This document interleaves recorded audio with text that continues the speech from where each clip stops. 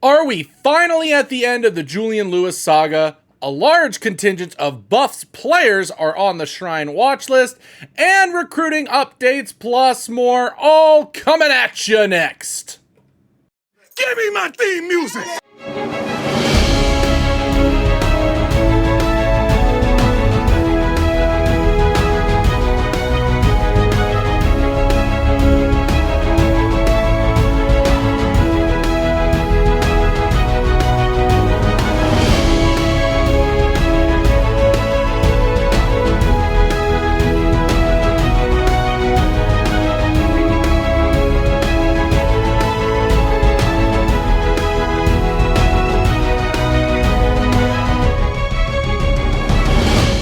What's up, Buffs Nation, and welcome to Buffs News Weekly, your only source for weekly Colorado football news. I am your host, Russ Dornish. Before we begin, make sure to subscribe, hit that like button, and comment to help that YouTube algorithm find more Buffs fans like you. Without further ado, let's jump right in. This week, the East-West Shrine Bowl announced its watch list, and Colorado was heavily represented. In total, 12 Buffs are on the preseason watch list to participate in the game at the end of the season. Last year, Colorado had no one on the watch list and no one participate, so this is an improvement over what happened last season. Of course, Shedeur Sanders was on the list as one of the best senior quarterbacks in the nation, but other players included Will Shepard and LaJohntay Wester, two new receivers to come over to play with Colorado and Shedeur. Both have had wonderful college careers and hope that it translates on the big stage this season. Returning wide receiver Jimmy Horn is also on the list, and if he can improve on his good 2023 campaign, he should have no problem being invited. Now on the O-line, two newcomers in Khalil Benson and Tyler Johnson made the list. Again, this list goes to show what kind of player Colorado has added through the portal this offseason, but that's just the offense. On the defensive side of the ball, Amari McNeil and Travis Jay are the only returning players to make the list, but newcomers included Preston Hodge, Deion Hayes, Nakai Hill-Green, and BJ Green making the list. Again, this shows what quality of player Colorado added this offseason and how much overall improvements we should see from this team this season. Are there any snubs from the class of seniors on Colorado that didn't make this list? Let us know in the comments down below. Well, it's nearly here. Camp begins this week, and we are less than a month from the opener against North Dakota State. We have obviously been following the story of top quarterback Julian Lewis here at Buffs News Weekly very closely.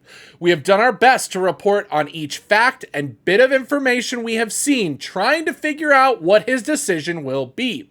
Well, we may be coming to the end, and the news looks really good for Colorado and its chances to land the top quarterback in 2025. 2 weeks ago, we covered the Auburn recruiter stating that it appeared Auburn was moving on after Lewis was not committing to them. Feel free to check out that video above if you want to find out more information on it. But this week, a similar thing has happened for USC. Greg Biggins, a staff analyst for 24/7 covering recruiting nationally, had an interesting post this week in what looks like USC admitting that they are possibly looking at moving on with the possible knowledge that they have lost Julian Lewis. Biggins, in his post, stated in response to a post about USC's recruiting board, and I quote, "Saw the note in the recruiting board and can add, USC and Lincoln are definitely putting the full court press on Husan Longstreet right now. It's interesting since Julian Lewis is still committed, but the staff has continued to reach out to Husan since the summer and has really ramped things up over the last month. I can say Husan is very comfortable with his commitment to A&M, but saying that, USC was the childhood favorite, and I do think he will give them a strong, hard look between now and December." End quote. The big key in that statement was the fact USC in the last month have started to press a lot more for Husan, who is also a 2025 quarterback. We all know the developments in the Julian Lewis saga this past month after the big visit to Colorado at the end of June.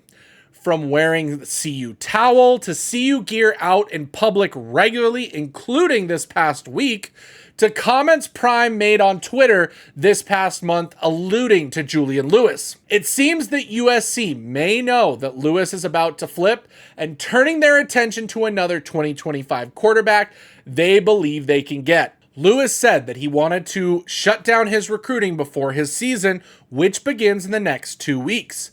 So we very well may find out exactly where Lewis is going very soon. What do you think of Biggin's comments, and should we be changing the hashtag we want Juju to hashtag we got Juju? Let us know your thoughts. In more recruiting news that may also relate to Julian Lewis, Colorado offered USC committed cornerback Shamar Arnaud out of Carrollton High School in Georgia. Yes, the same high school as Julian Lewis. In fact, when Arnaud committed at a Rivals event, Julian Lewis was there to toss USC gloves to his teammate. With Arnaud celebrating a very late offer pickup from Coach Prime in Colorado, one can only wonder if it has something to do with a potential Lewis decision. Colorado has also offered late already committed player from Auburn, Georgia player Jacoby Ward. Now, Jacoby Ward does have ties to Julian Lewis on the offensive line, and one thing is for sure, if Lewis flips, Colorado will most likely go after some other blue chip flips that may now see what Colorado is building, plus the fact that Lewis flip would confirm that Coach Prime is in fact staying long-term at Colorado. The other important bit of recruiting info has to do with the other visitor from the big recruiting weekend that happened in June, as wide receiver Evan Hayes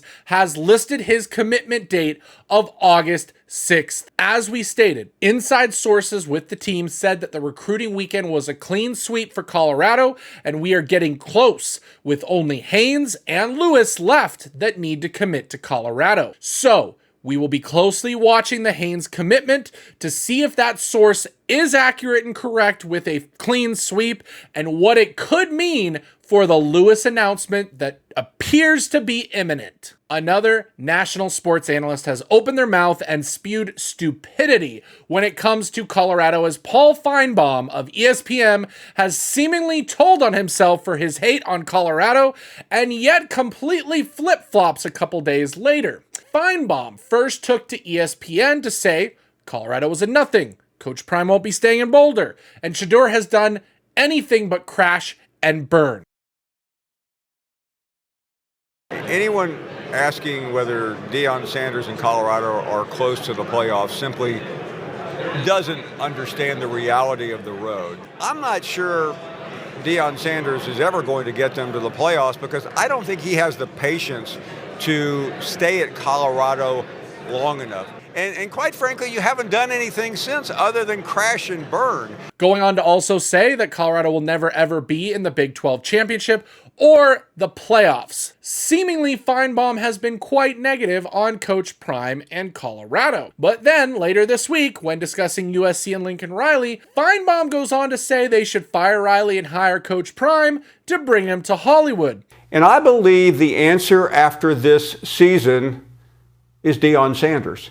He's going to be tired of Colorado because, quite frankly, it's not prime time. He's done well as he can with his son and Travis Hunter and all the Stephen A's and Shannon Sharp appearances, but that's going to dry up this year because they're not going to be that great. So it seems Finebaum is more pro-Prime than he originally made out to be. It's comments like this and the flip-flopping that truly reveals the need to use Coach Prime and Colorado for views and popularity when it comes to the national sports news media. To me, when you're doing something right, like Coach Prime is, you get both the good and bad attention nationally, just like it has been. I will simply add, I can't wait for the season to come and finally play our games to prove to the country and the haters just how good Colorado can be. Another quick little update Colorado tight end Louis Passarello has medically retired from college football.